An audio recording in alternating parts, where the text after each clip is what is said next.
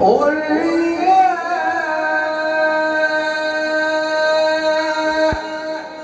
أهل الكتاب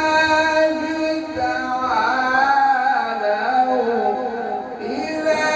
كلمة سواء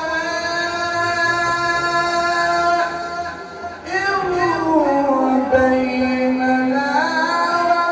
وبينكم ألا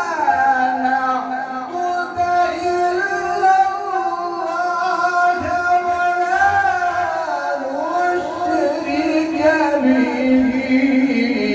شيئا